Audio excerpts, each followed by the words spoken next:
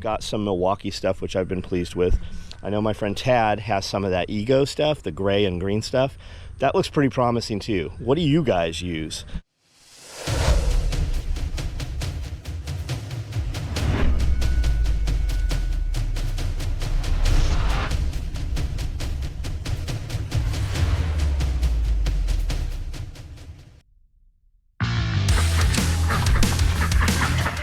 Wednesday, about 8:30.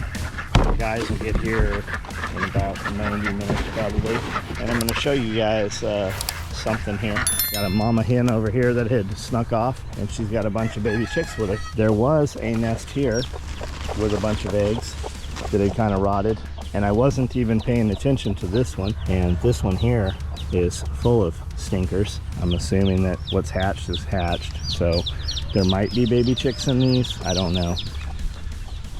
Oh yeah, see there's a baby in there, but it's not alive. But these suckers, these stink bad. That one was just liquid, that one's liquid, nasty. Leave them sit for a while, they will actually pop. And a lot of times when you go to move them, they will pop in your hands, and they're under such pressure they will coat you in just nasty stink. Ooh, that one there popped coming across here. Luckily it didn't splatter back. God, that stinks so bad. Now the question is, do we let mama hen keep these babies, or do we take them and put them in a brooder? She'll raise them and they'll get bigger, and one by one cats or animals will pick them off because they'll get outside the wires. Oh man. Whew. Man, if you've never smelled that, you can't understand how stinky that is. So these chicks, we can take them, put them in a brooder, raise them up for a couple months, turn them out, and they'll be full-size chickens. And then 99% of them will make it. Leave them out here, they'll get a few weeks, get a little more adventurous, wander from mom, and things will pick them off. It looks like she's got 1, 2, 3, 4, 5, 6, 7, I think there's 8. Yep, 8. There's something else going on in this chicken pen here, and I just caught it, wind of it yesterday. This mama duck right here, super grumpy. What's she got in here? She's got 2, 4, 6. We'll see if she hatches them out. Here's another one here. She's sitting right there, man, right in the sun, no shade.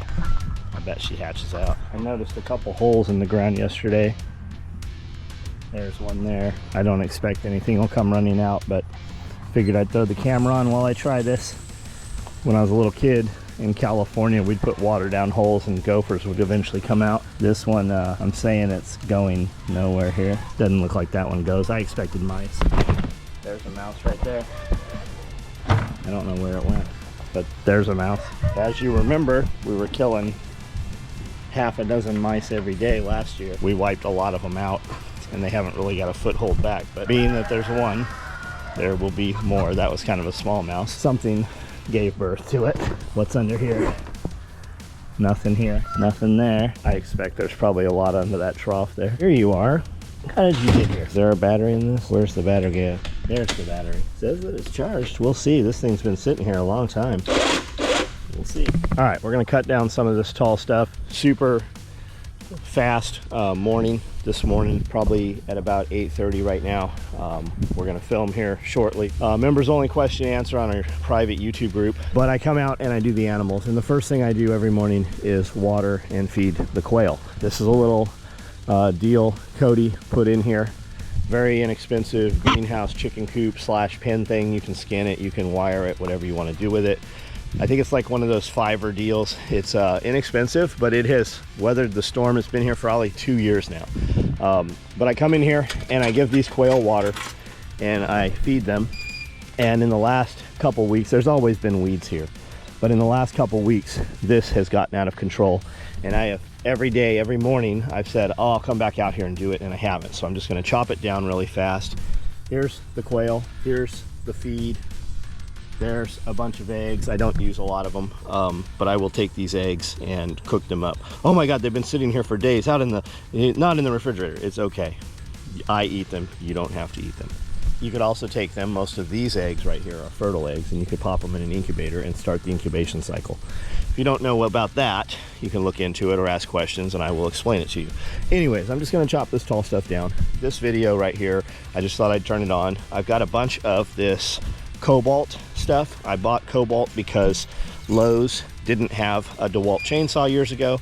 They had a Kobalt and it was 80 volts, and I just assumed more voltage, better for a chainsaw. So I bought several pieces. I bought this hedge trimmer, I bought a sting trimmer, I bought a mower, and I didn't buy them like as a kid. I bought them one at a time over, you know, a couple months. Got the mower, I've got a few pieces, but what has happened is some of the batteries have failed. So cheap batteries, and then we tweaked the chainsaw, went to get the parts, you know, another chain and bar for the chainsaw at Lowe's, and they didn't have any of that stuff. They don't even carry it. Their plan is you turn in your chainsaw, they give you another chainsaw, and then they stopped carrying Kobalt chainsaws. So kind of thinking I'm gonna go away from Kobalt.